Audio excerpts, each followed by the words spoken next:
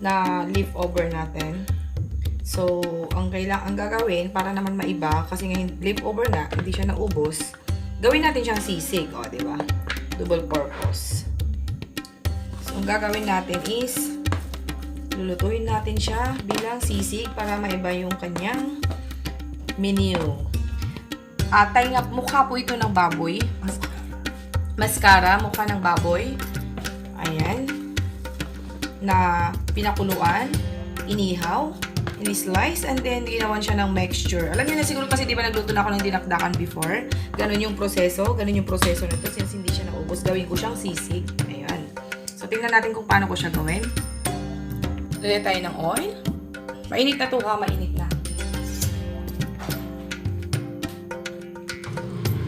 So, ito guys is kumpleto na siya. Kumpleto na siya sa lasa. Naging sisig kasi nga, iyan natin. Ito natin.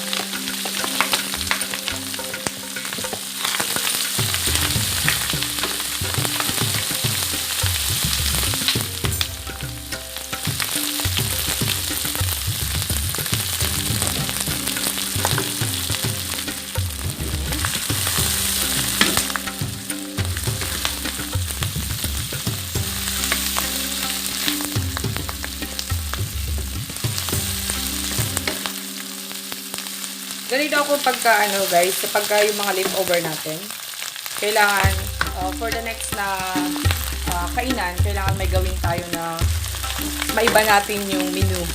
Hindi na siya dinakdakan. Magiging sisig na siya. Ayun.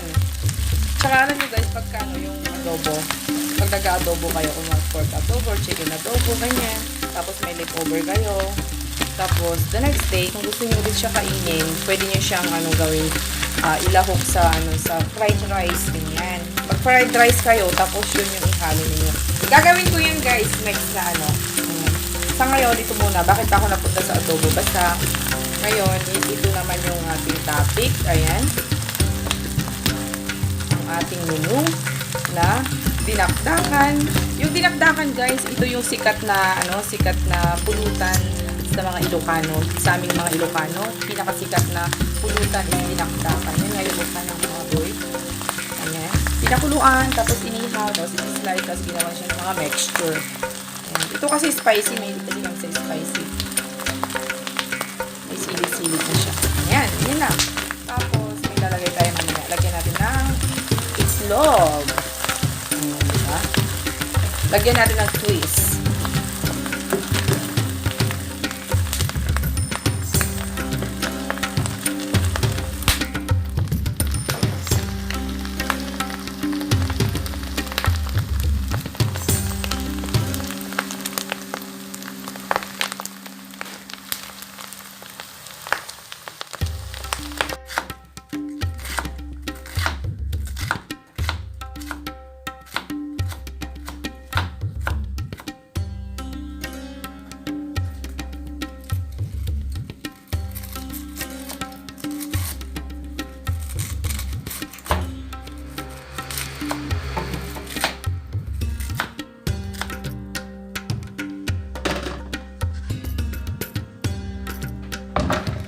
Kasi na-prito na siya.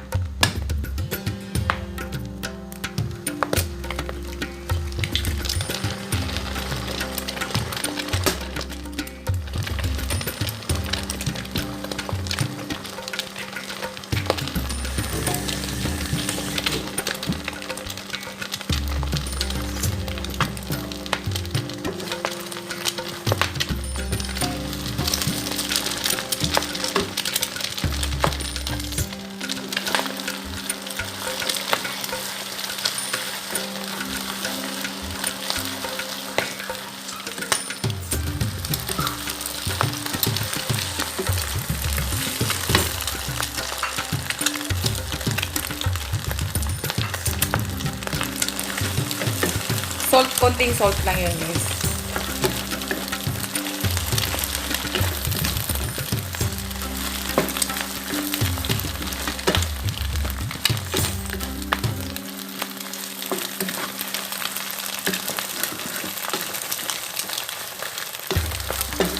Halo-haloin lang natin. O, diba, naging sisig na siya.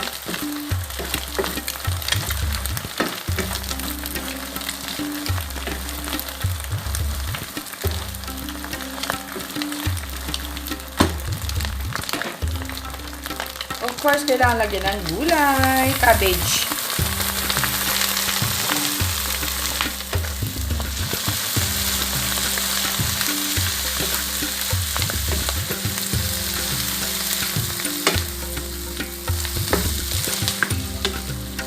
Naging sizzling na.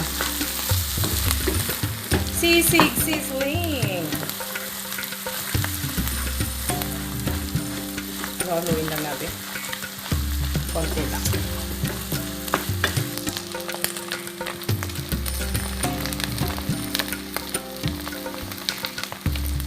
Ayan, luto na guys. Pwede na. Pwede na siya ulamin.